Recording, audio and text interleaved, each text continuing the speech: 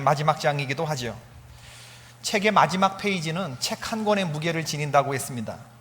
그렇다고 한다면 성경은 더더욱 그렇습니다. 마지막 장, 오늘 성령께서 여러분과 저에게 함께 해주셔서 말씀이 잘 전달될 수 있기를 바랍니다. 성경책 한 권의 무게를 갖는 마지막 장, 요한계시록 22장의 말씀을 오늘 봅니다. 긴 마라톤을 끝내고 스타디움에 접어든 느낌이 듭니다. 중간에 마라톤벽 같은 힘든 구간도 있었고 또 레이스를 포기하고 싶은 그런 순간도 있었는데 이제 그런 구간들이 다 지났습니다. 마라톤에는 3번의 스퍼트가 있다고 하는데 이 막판 스퍼트가 있는 그러한 지점, 마지막 한 2km 정도를 남겨놓은 지점, 저 멀리 스타디움이 보이고, 그리고 긴 레이스를 끝낸 이 선수들이 이제 스타디움에 들어서게 되면 몬주익 같은 경우 우리 황영조 선수가 금메달을 땄던 올림픽을 한번 생각해 보십시오. 한 8만 명의 군중들이 꽉 들어찬 맨 마지막에 이 마라톤 경기가 벌어지게 되는데, 그 스타디움에 들어선 군중들이 일어서면서 박수치죠. 그런 몸에서 해냈다라고 하는 만족감이, 아드레날린이 막 분비가 되면서 전에 없는 힘이 발휘가 되는 거죠. 성도의 신앙 여정이 그러합니다. 스타디움에 접어드는 거예요. 우리 성도의 마지막은 해피엔딩인 줄로 믿습니다. 해피엔딩을 넘어선 홀리엔딩, 거룩한 엔딩이죠. 오늘 22장 마지막 장인데 어떤 권사님이 마지막 장인데 이 책거리를 해야 되는데 목사님 22장까지 말씀 전하시는데 아주 수고하셨다고 그러면서 수박이라도 잘라야 되는 거 아니냐, 그러면서 오늘 예배 몇 명 나오느냐 이렇게 물어봤다고 사무실에 그런 전화가 왔다는데, 그런 전화 없었으면 굉장히 외로울 뻔했는데 먹은 걸로 칩니다. 너무나 그렇게 전화 주신 권사님 감사드리고. 근데 여러분, 우리가 끝까지 방심하지 말아야 될 것은 스타디움에 접어들었다는 것이 결승 테이프를 끊었다는 것은 아니잖아요. 레이스를 마칠 때까지 정신을 똑바로 차리고 있어야 됩니다. 지난달 5일, 이번 달이죠. 이번 달 5일에 스위스 로잔에서 국제 육상 경기가 열렸는데, 여러분 아마 뉴스를 접하시면서 안타까워했을 거예요. 5000m 경기에서 일어난 일이었습니다. 에티오피아 출신 선수 하고스 게브르 휴에트라고 하는 선수가 줄곧 선두를 유지하다가 마지막 한 바퀴를 남겨두고서 다 뛴 줄 알고 세로모니를 하다가 우승을 놓치는 황당한 일이 일어났습니다. 이 사람은 2016년 리우 올림픽 남자 육상에서 이 종목 동메달을 땄던 사람인데, 이번에 스위스 로잔에서 금메달을 따는 2위와의 격차가 엄청나게 많이 있었는데 어떻게 그런 일이 있는지 아주 황당한 일이었는데, 마지막에 종 한 바퀴 남았다고 종을 이렇게 치잖아요. 근데 이거를 듣고 다 뛰었다고 생각을 한 거예요. 그래서 갑자기 관중석으로 달려가고 막 이러면서 막 이런 걸 하는데 관중들이 멘붕에 빠졌어요. 빨리 뛰라고, 아직 반 바퀴가 더 남았다고. 관중들이, 이분이 금방 깨닫고 딱 봤는데 자기하고 격차가 있었던 2등이 계속해서 뛰어나가는 걸 보고 곧바로 따라갔어요. 그런데 이미 페이스는 놓쳤죠. 그래서 2등으로 따라가기는 했는데 뒤에서 1단에 우르르 선수들한테 추월당해서 10등으로 들어옵니다. 10등으로. 여러분, 혀를 차시는데 우리가 이렇게 안타까운데 본인은 얼마나 안타깝겠습니까? 스포츠는 끝날 때까지 끝난 게 아니다 라는 말이 새삼스럽게 각성되는 순간이고, 유종애미, 또 용두삼이, 다 된 밥에 코 빠뜨렸다, 이런 여러 가지 말들이 막 나와요. 참, 마지막 결승 테이프를 끊을 때까지 한시도 긴장을 늦춰서는 안 됩니다. 요한계시록 22장 맨 마지막 장에는 어떻게 시작되느냐 하면요, 1절부터 5절까지 우리가 가게 될 천국이 어떤 모습인지 5구절로 요약합니다. 여러분, 우리의 인생이 죽으면 끝이 아닙니다. 세상 사람들은 죽으면 끝난다 그렇게 생각하지만 우리 성도들은 그렇지 않아요. 우리는 아직 일이 좀 더 남아 있어요. 우리가 봐야 할 사람이 있고 우리가 가야 할 곳이 있습니다. 우리는 하나님의 심판대 앞에 서야 되고 우리가 봐야 할 얼굴, 우리의 주인의 얼굴을 볼 일이 남아있죠. 죽으면 절대 끝이 아닌 것이 우리 성도의 삶입니다.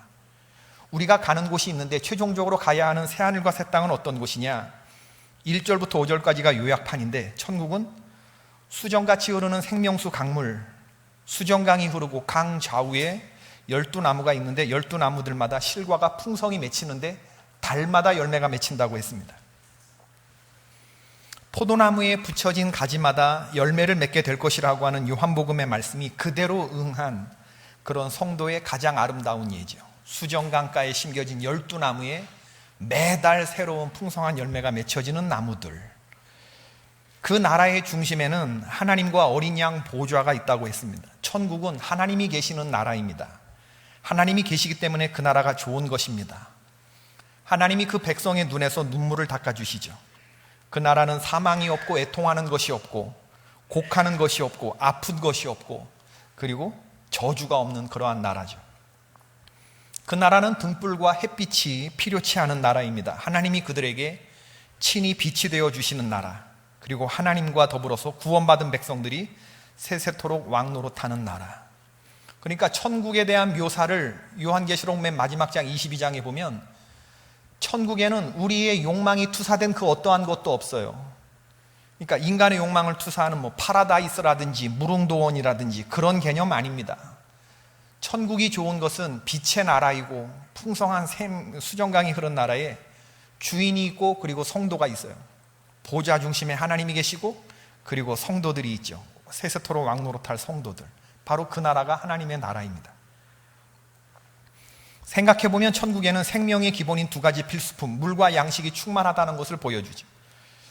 생각해보면 우리에게 정작 필요한 것이 물과 양식인데 타락한 세상은 이 두 가지 말고 다른 쓸데없는 것들을 소유하라고 부추기죠. 요한계시록 6장 6절에서 보면 감람류와 포도주는 넘쳐나는데 밀 한 되가 한 데나리온, 보리 석 되가 한 데나리온이었습니다. 주객이 엄청나게 전도되었죠. 검은 말을 탄 자가 우리 생활 필수품에다가 도무지 감당할 수 없는 가격을 매겨 놓았어요.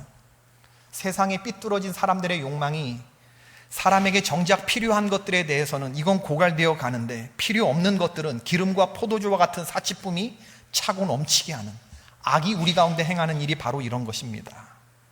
굶어 죽게 되는 판에 보석이 우리에게 무슨 의미가 있겠습니까? 우리 생명에 필요한 것은, 궁극적으로 필요한 것은 물과 과일이죠. 성경이 말하는 천국의 이미지들은 우리에게 정말 필요한 게 무엇인지를 상기시켜주고 동시에 죄에 오염된 세상을 멀리할 것을 말해주고 있습니다.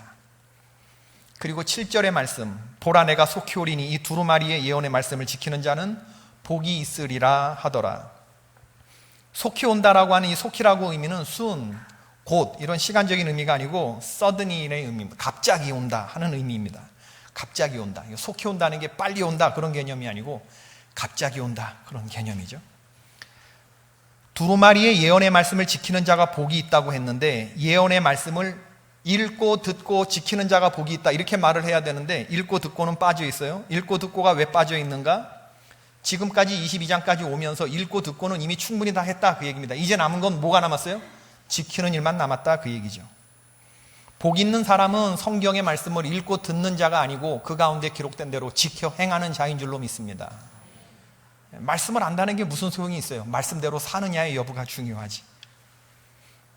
12절 말씀, 보라 내가 속히 오리니 내가 줄 상이 내게 있어 각 사람에게 그가 행한 대로 갚아주리라.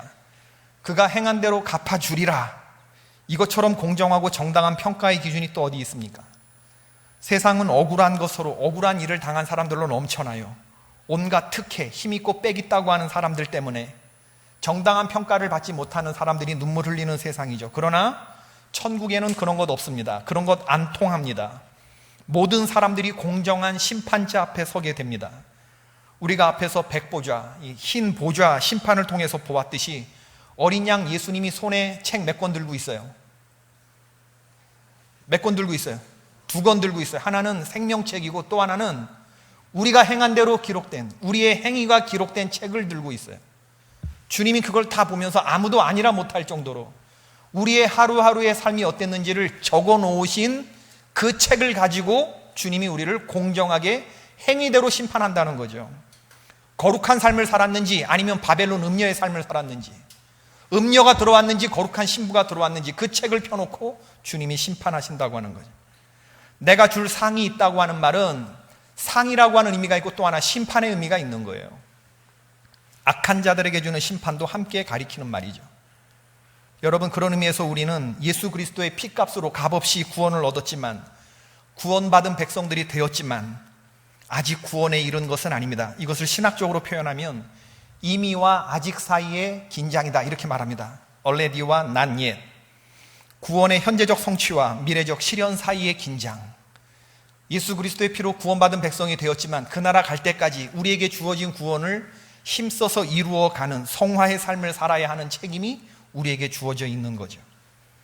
우리가 예수 그리스도를 알기 이전에는 행위가 구원과 상관이 없었어요. 구원은 믿음으로 얻습니까? 행위로 얻습니까? 믿음으로 얻는 거죠. 그죠? 우리가 더러운 죄악 가운데 행했는데 예수 그리스도를 믿음으로만 구원을 받는 거예요. 행위와 구원은 관계가 없어요. 그러나 예수 그리스도를 알고 난 다음에는 행위가 중요해요? 중요하지 않아요? 그 다음부터는 굉장히 중요해져요. 모르고서야 짓는 죄는 용서 안 받지만 알고서 짓는 죄는 성령을 능멸한 죄가 되고 예수 그리스도를 다시 십자가에 못 박는 죄가 되기 때문에 죄라는 것이 얼마나 무서운지를 깨달았거든 하나님의 아들이 십자가에 못 박혀야 할 정도로 그렇게 죄가 무섭다는 걸 안 백성이 되었다면 이제부터 그 다음에는 행위가 얼마나 중요한지 몰라요. 새로운 피조물에게는 새로운 삶이 요구됩니다. 우리는 죄와 싸워야 됩니다. 세상과 반대 정신으로 살아야 하는 것이죠. 예수님 앞에 섰을 때 우리가 구원받은 백성으로서 계속 토한 것을 다시 먹는 개처럼 살았느냐, 목욕한 돼지가 다시 바닥에 뒹구는 것처럼 살았느냐, 주님이 그걸 평가하신다는 거예요. 천국은 누구에게나 열려있지만 아무나 갈 수 있는 곳은 아닙니다. 지금 사도 요한은 마지막 환상을 통해서 그 천국에 들어갈 권세를 얻을 자들과 성 밖에 있을 자들을 나누고 있습니다. 그럼 그 성에 들어갈, 천국에 들어갈 권세를 가진 자들은 누구냐? 14절이죠. 자기의 두루마기를 빠는 자들, 흰 두루마기를 빠는 자들, 어린 양의 피에 그 옷을 씻어 희게 한 사람들이 들어간다고 하는 거죠. 이 두루마기를 희게 씻으라라고 하는 말은 소아시아의 7교회 성도들에게 요구한 이기라라는 말과 동일한 명령입니다. 주님의 말씀에 비추어서 날마다 주위의 보혈에 우리의 행위, 두루마기를 빠는 자들. 예수님이 잡히시던 날 마지막 밤에 세족식을 하셨죠. 발을 씻기지 않으면 네가 나와 상관이 있다 없다? 없다. 우린 예수 그리스도의 피로 목욕한 자이지만 세숫대야와 수건이 필요한 사람들이에요. 매일매일 알게 모르게 우리에게 내려앉는 죄악이 덕지덕지 묻어있기 때문에 그런 거죠. 우리는 주님을 날마다 묵상하고 말씀에 비추어서 걸러져 살아야 돼요. 우리 인간은 한순간에 타락하기 쉬운 그런 존재들입니다. 인간이 얼마나 상하기 쉬운 음식 같은 존재인지 몰라요. 인간은 볼수록 가관인 존재들이죠. 우리는 십자가 보혈 앞에 서지 않으면 대책이 없는 인간들이라는 걸 알아야 됩니다. 대책이 없으니 개들일 것이요, 대책이 없으니 점술과 음행하는 자들, 살인자, 우상 숭배자가 되는 거죠. 소아시아 7교회에 보낸 선지자적인 메시지 가운데 등장하는 이 니골라당, 발람, 이세벨이라 불리는 이 거짓 선지자들이 성도들을 미혹시켜서 행하게 한 동일한 죄에 해당하는, 인간은 거기에 빠지기 참 쉬운 그런 존재들이에요. 사도 요한은 이 요한계시록, 이 목회적인 서신인데 요한계시록 전체는 목회자로서, 목사로서의 요한, 성도들에게 끝까지 믿음을 지키라고 권면하는 책입니다. 여러분, 우리에게 주어진 믿음이 아무것도 아닌 것처럼 보이지만 이 믿음을 끝까지 지키는 일은 얼마나 중요한지 몰라요. 타락한 세상은 우리 성도들의 믿음을 조롱하고 비웃지만 그런 세상에 대해서 우리의 믿음을 순결하게 지켜나가는 노력은 얼마나 중요한지 몰라요.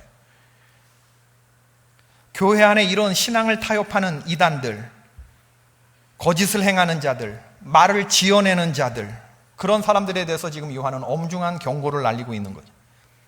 신앙을 타협하는 것은 짐승을 따르는 일이고 그 짐승의 배후에는 붉은 용이 서 있고 붉은 용의 운명은 결국 불못에 던져질 존재가 되기 때문에 그런 존재들을 따라가서는 안 된다, 그 말을 하는 거죠. 우리는 타협 없이 어린 양이 이끄는 대로 가는 사람이 되어야 하며, 오늘 우리들이 인도함 받을 두 가지는 하나님의 말씀과 보이지 않는 성령의 인도하심을 따라가는 삶, 이게 우리가 따라가야 할 삶이라고 하는 것입니다. 사람들이 우상을 따라가는 이유는 두 가지인데 하나는 불안 때문이고 또 하나는 욕망 때문입니다. 신앙의 길에서 타락하는 이유, 우리의 신앙이 자주 무너지는 이유가 이 두 가지죠. 불신, 불안, 내일이 어떻게 될지 모른다고 하는 불안, 또 하나는 사람들이 멈추지 않는 탐욕, 욕망. 이스라엘 백성들은 출애굽할 때 아론과 더불어서 금송아지를 만들었습니다. 모세가 시내 산에 올라갔을 때 모세가 어찌 되었는지 알지 못하기 때문에 우리를 위해서 우상을 만들라라고 말했어요. 가나안에 들어가서는 다산과 풍요를 위해서 우상을 섬겼습니다. 둘 다 마음에서 은혜가 거두어졌을 때 나타나는 증상. 신앙생활은 결론적으로 이 두 가지와의 싸움입니다. 불안과 욕망의 문제와의 싸움. 우리 안에서 일어나는 치열한 영적 전쟁이죠. 불안과 욕망에 우리가 사로잡히게 되면요, 불신과 탐욕에 사로잡히게 되면 어떻게 되느냐 하면 인간은 한없이 유치한 짓을 하게 되어 있어요. 아무리 똑똑한 사람도 유치한 짓을 하게 되어 있습니다. 이게 죄된 본성이죠. 그러므로 매일의 삶에서 우리의 불안과 이 욕망을 누르기 위해서는 이길 수 있는 건 하나님의 말씀과 성령의 인도함밖에 없습니다. 말씀을 붙들으셔야 돼요. 무릇 하나님께로부터 난 자마다 세상을 이기느니라. 세상을 이기는 승리는 이것이니 우리의 뭐다? 믿음이니라. 아멘. 17절의 말씀을 보면 성령과 신부가 말씀하시기를 오라 하시는도다. 듣는 자도 오라 할 것이요 목마른 자도 올 것이요 또 원하는 자는 값없이 생명수를 받으라 하시더라. 이사야 55장의 말씀 생각나게 하죠. 너희 목마른 자들아 물로 나오라. 돈 없는 자도 오라. 너희는 와서 사 먹되 값없이 와서 포도주와 젖을 사라. 너희가 어찌하여 양식 아닌 것을 위하여 은을 달아주며 배부르게 못할 것을 위하여 수고하느냐. 악인은 그 길을 불의한 자는 그 생각을 버리고 여호와께로 돌아오라. 그리하면 그가 너희를 널리 용서하시리라. 옛날 뱀 들고 다니는 그런 약장수 지금은 없는데, 옛날 시골 마을에 뱀 들고 다니면서 막 이 뱀 들고 다니는 약장수가 쫓았던 두 사람이 있어요. 두 부류의 사람, 애들, 그리고 또 하나는 돈 없는 어른. 애들은 가라, 돈 없는 어른도 가라. 근데 이사야 선지자는 이 초청이 열려진 초청입니다. 사람을 가르지 않아요. 랄프 머레이라고 하는 이 신학자는 하나님의 초청을 두고서 거절당한 애인의 간청이라고 했습니다. 사랑하는 이의 간절한 호소라고 했죠. 너희 죄가 주홍 같고 진홍 같을지라도 그런 사람들도 다 나오라는 거예요. 다 나오라는 거예요. 나랑 변론하자는 겁니다. 하나님의 말씀이고 우리를 향한 딸바보 하나님의 간청에 가까운 호소다, 그렇게 말을 했어요. 주홍 같고 진홍 같은 사람은 버려야 되잖아요. 그런데 주님이 다 나오래요. 다 나오래요. 목마른 자들아 물로 나오라. 돈 없는 자도 오라. 돈 없는 어른은 가라가 아니고 돈 없는 애들까지 다 와라. 다 와라. 그런데 문제는 우리가 주님의 이런 초청에 목말라 하지 않는다는 거예요. 왜? 세상의 욕망에 이미 사로잡힌 사람들은요, 이 신앙의 방식이 한없이 어리석고 무식해 보이기 때문에 그런 거예요. 영적인 삶에 눈뜨지 못한 사람들. 그러니까 주님이 초청해도 난 장가 가야 하고 소도 사야 하고 농가밭에 나가서 할 일이 많다고 주인의 초청에 귓등으로도 안 듣고 콧방귀를 뀌게 되는 것이죠. 여러분, 우리는 오늘 성경의 끝장을 읽었는데 우리의 처음 창세기 1장과 요한계시록 22장을 보면서 우리 신앙생활을 해나가야 돼요. 왜냐하면 1장과 요한계시록 22장을 봐야 오늘 우리가 어떻게 살아야 하는지가 답이 나오기 때문에 그렇죠. 1라운드의 모습은 하나님의 천지창조, 우리는 하나님의 형상대로 지음받은 그런 존재라는 것을 창세기 1장에서 우리는 봐요. 그리고 우리가 살아가는 세상은 2라운드의 삶은 이 세상에서의 괴로움과 죄가 있는 곳, 온갖 더러운 것들이 많이 있는 곳, 어그러진 이런 세상 속에서 우리가 2라운드를 살죠. 그리고 이 육신 장막을 벗는 날 우리가 가야 할 요한계시록 22장에 그 하나님의 나라가 있는 것입니다. 아멘이십니까? 네, 우리는 그래서 3라운드의 삶을 사는 거예요. 하늘에 속한 신령한 복을 이미 하나님이 우리에게 주시기로 예정하셨어요. 1라운드, 하나님의 형상대로 우리는 하나님의 부르심을 받은 사람이 되었고 그 부르심에 반응해서 이 밤에 나온 거 아닙니까? 그죠? 다른 사람은 어떠든지 지금 이 공간 안에 있는 사람은 예수 그리스도를 만난 사람들 아닙니까? 그죠? 네. 그럼 우리는 이제 남은 게 3라운드의 삶, 그 주님을 만난다니까. 그 주님이 이 생명책 2개를 들고 우리를 이제 심판하신다니까. 그렇기 때문에 오늘 우리들의 삶은, 우리의 시선은 오메가 포인트, 그 하나님이 계신 요한계시록 22장의 상황에 우리의 시선이 최종적으로 가서 꽂혀 있어야 된다고 하는 거죠. 악을 악으로 갚지 않고 선으로 악을 이기고 자기 두루마기를 빠는 그런 사람으로 살아야 하는 거죠. 고로 오늘 우리의 삶은 너무나 중요합니다. 오늘 우리의 믿음을 생각해 봅시다. 나는 예수님을 사랑하는 사람인가? 주님의 순결한 신부인가? 아니면 슬금슬금 죄짓는 바벨론 음녀의 생활을 계속하고 있는가? 주님을 좋아하는 성도는 많습니다. 그러나 사랑하는 성도는 많지 않아요. 어떤 분이 사랑하는 것과 좋아하는 것의 차이를 말씀하셨어요. 좋아하는 것은 그 사람으로 인해서 내가 행복해졌으면 하는 것이고, 사랑하는 것은 그 사람으로 인해 행복해졌으면 하는 것이다. 좋아하면 욕심이 생기고 사랑하면 그 욕심이 포기된다. 만약에 지구가 멸망해서 탈출하는 우주선이 있다면 좋아하는 사람은 그 사람을 내 옆에 태우고 싶고, 사랑하는 사람은 내 자리를 내주고 싶은 것이다. 좋아해 라는 말을 들으면 가슴이 설레고, 사랑해 라는 말을 들으면 눈물이 난다. 꽃을 좋아하는 사람은 그 꽃을 꺾지만 꽃을 사랑하는 사람은 그 꽃에 물을 준다. 좋아하는 사람은 내 곁에 두고 싶은데 사랑하는 사람은 내가 그의 곁에 가고 싶은 것이다. 좋아해 라는 말은 너와 함께 있으면 좋아 라는 말이고, 사랑해 라는 말은 너 없으면 안 되겠어 라는 말이다.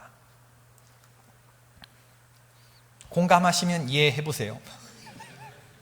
예수님 때문에 내가 행복해졌으면 좋겠습니까? 아니면 나 때문에 예수님이 행복해졌으면 좋겠습니까? 예수님에게 내 욕심을 말씀드리겠습니까? 아니면 예수님 때문에 내 욕심이 포기됐습니까? 나는 너를 사랑한다는 말을 들으면 그냥 좋기만 합니까? 아니면 눈물이 납니까? 나와 예수님 둘 중에 한 사람만 살아야 된다면 내가 살았으면 좋겠습니까? 예수님이 살았으면 좋겠습니까? 예수님과 함께 있으면 그저 마음이 좋은 정도입니까? 아니면 예수님 없으면 못 살겠습니까? 과연 나는 예수님에게 어떤 신부로 살아가고 있는가? 오늘 나는 어떤 삶을 살았는가? 어떤 삶을 살고서 오늘 이 자리에 나와 앉아 있는가? 우린 물어야 되는 거예요. 어떤 목사님 쓰신 글을 읽었는데, 어떤 사람이 잠자리에 들려고 했는데 전화가 왔대요. 내일 아침에 당신 구좌로 1,440만 원을 입금할 테니 하루 종일 1,440만 원을 한번 써보시오. 별 이상한 전화가 왔다 싶어서 장난 전화인 줄 알고 대수롭지 않게 생각했어요. 그런데 이튿날 저녁에 전화가 또 왔어요. 당신 계좌로 입금했는데 하나도 안 쓰셨더군요. 그래서 도로 빼냈습니다. 제가 내일 아침에 다시 1,440만 원 넣을 테니 쓰십시오. 그래서 이 사람이 장난이 아니네. 그리고 확인해 보니까 진짜 1,440만 원이 입금되어 있는 거예요. 그래서 하루 종일 정신없이 신나게 썼습니다. 1,440만 원. 매일 1,440만 원 쓴다 그러면 정말 살만 날 거예요. 그죠? 1,440만 원인데 왜 웃으세요? 신나게 한번 써보는 거지. 그래서 이 사람이 그 다음날 또 그 다음날도 신나게 1,440만 원을 썼는데, 사흘째 되던 날 밤에 전화가 왔어요. 제가 당신이 사흘 동안 돈을 쓰신 것을 보았습니다. 그런데 제 기대와는 달리 매우 비생산적인 곳에 돈을 쓰셨더군요.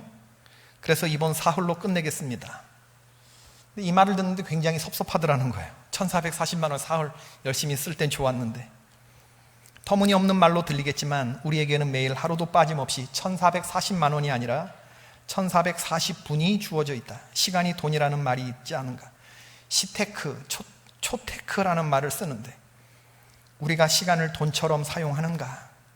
우리 감리교 창시자 요한 웨슬리는 5분 단위로 시간을 쪼개서 썼다고 하는데, 지금 우리들은 시간을 어떻게 사용하고 있는가?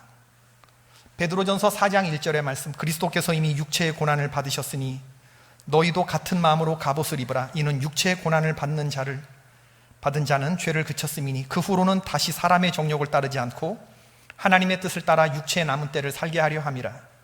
너희가 음란과 정욕과 술취함과 방탕과 향락과 무법한 우상 숭배를 하여 이방인의 뜻을 따라 행한 것은 지나간 때가 족하도다. 여러분, 저와 여러분에게 이런 모습이 있어야 돼요. 우리가 향락하고 무법한 세상, 이방인의 뜻을 따라 행한 건 지나간 때로 족하다라고 하는 이 끊어내는 결단이 있어야 되거든요.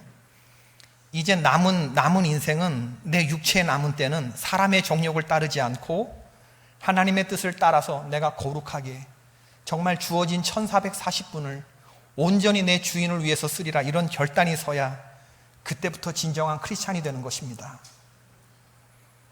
프로야구 LG 트윈스의 이병규 선수라고 있대요.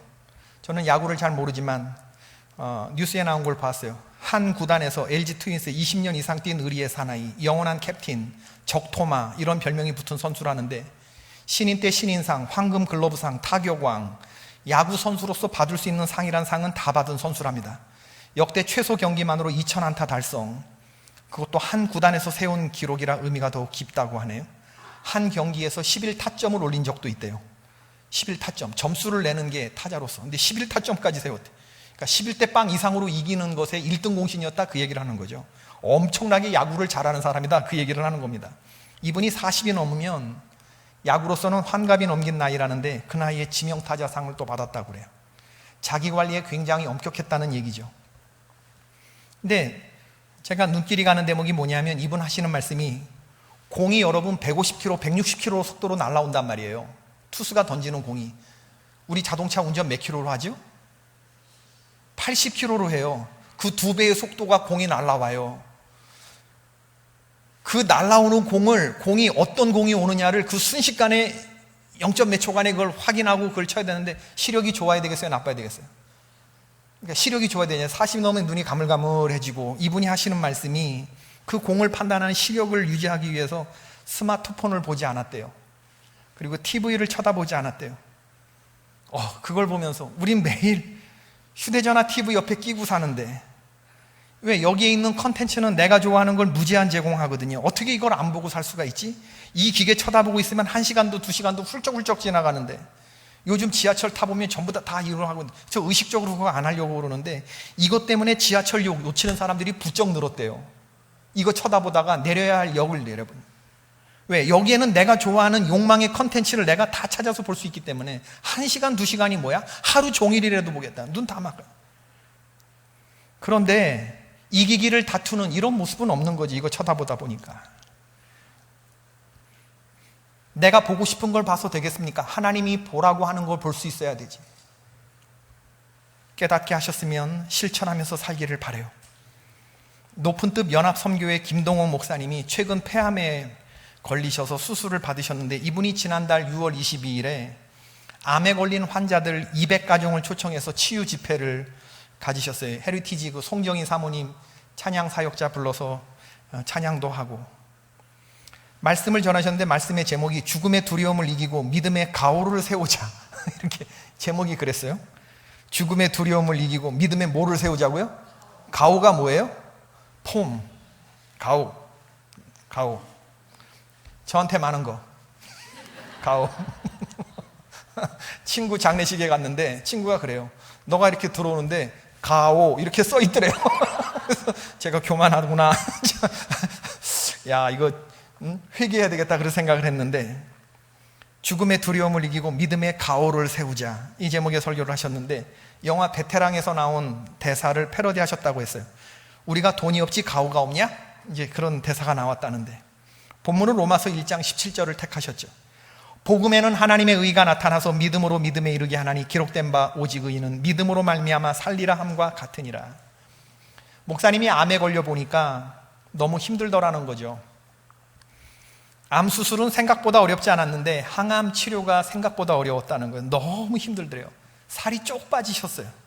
물 한 모금조차 마시지 못하겠더라고 하시더라고요. 암이 너무나 힘들고 무섭고 목사라서 사람들은 암을 잘 이겨내실 줄로 믿습니다. 의사가 그렇게 얘기를 했는데 목사라고 암이 안 무섭나요? 목사님이시니까 암을 잘 이겨내시리라고 생각합니다. 목사도 두렵다니. 하나님 내 이 병을 고쳐주십시오. 자기도 몰래 기도한대요. 근데 암이 힘들고 이 병이 무섭기는 하지만 더 무서운 게 뭐냐면 이 암이 몸으로만 전이 되는 게 아니고 내 마음과 내 영혼으로 전이 될까 봐 그게 두렵다 그런 말씀을 하시더라고요. 결과적으로 암 때문에 가오 세우는 게 못 될까 봐 그게 더 두렵다. 목사님은 방언의 은사가 없다고 그러시더라고요. 그런데 암과 투병하면서 방언의 은사를 받고 싶다 그러셨어요. 그 방언은 샬라샬라샬라 이런 방언이 아니고 보통 암에 걸리면 환자들은 우울한 말, 절망적인 말, 부정적인 말 그런 말을 하게 되어 있대요. 아프다, 죽겠다. 저절로 그렇게 된대요. 자기가 해보니까. 죽음이 남의 일이 아니고 내 코앞에 온 내 문제이기 때문에 한 번도 생각해보지 않은 문제이기 때문에 그렇게 된다는 거죠. 그런데 목사님은 그 상황에서 방언을 말하고 싶다는 거예요. 방언을. 그 방언은 부정적인 말이 아니고 긍정적인 말, 믿음의 말, 소망의 말, 사랑의 말.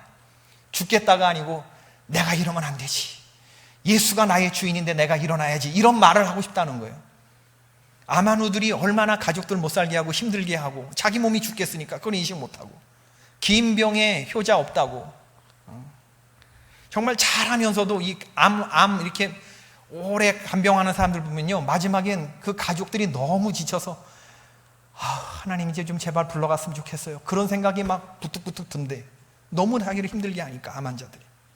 목사님도 그걸 알면서 자기는 그런 방언을 하고 싶다고. 보통 암에 걸린 환우들이 하는 말과 다른 말을 하는 방언하는 사람이 되기를 바란다 그러시더라고요. 로마서 8장 35절, 누가 우리를 그리스도 사랑에서 끊으리요? 환난이나 곤고나 박해나 기근이나 적신이나 위험이나 칼이랴. 기록된 바 우리가 종일 주를 위하여 죽임을 당하게 되며 도살당할 양같이 여김을 받았나이다 함과 같으니라. 그러나 이 모든 일에 우리를 사랑하시는 이로 말미암아 우리가 넉넉히 이기느니라. 내가 확신하노니 사망이나 생명이나 천사들이나 권세자들이나 현재일이나 장래일이나 능력이나 높음이나 깊음이나 다른 어떤 피조물이라도 우리를 우리 주 그리스도 예수 안에 있는 하나님의 사랑에서 끊을 수 없으리라. 이 가호가 어디서 오는가? 성격에서 오는 거 아니라고 하셨어요. 하나님의 말씀에서부터 온다고 했습니다. 가호, 믿음의 가호는 하나님의 말씀을 붙들고 소망을 붙드는 사람에게서 이 능력이 나온다. 사도 바울의 가호가 느껴지는 본문이 어디냐? 고린도전서 15장 55절. 사망아 너의 승리가 어디 있느냐? 사망아 내가 쏘는 것이 어디 있느냐? 나를 공격하고 쏘는 사망에 대해서 꾸짖듯이 말하는 거죠. 사망아 너의 승리가 어디 있느냐? 사망아 내가 쏘는 것이 어디 있느냐? 네가 나에게 아무리 위협해도 나는 너에게 묶이지 않아. 나는 너에게 매이지 않아. 왜냐하면 우리 주 예수 그리스도로 말미암아 우리에게 승리를 주시는 하나님께 감사하노니. 승리가 어디서부터 와요? 우리 주 예수 그리스도로 말미암은 하나님께로부터 능력이 와요. 이건 내 힘으로 이겨지는 게 아니고 하나님의 능력으로. 사망아 너의 쏘는 것이 어디 있느냐? 크리스찬의 영적 기백이 이 정도는 되는 거죠. 그러므로 내 사랑하는 형제들아, 어떤 환경이 어려움이 있어도 견고하며 흔들리지 말며 더욱 주의 일에 힘쓰는 자들이 되라. 흔들리지 않는 자들이 되는 거예요. 이걸 세상이 감당치 못하는 믿음, 세상이 감당치 못하는 믿음의 사람들 되시길 주의 이름으로 축원합니다.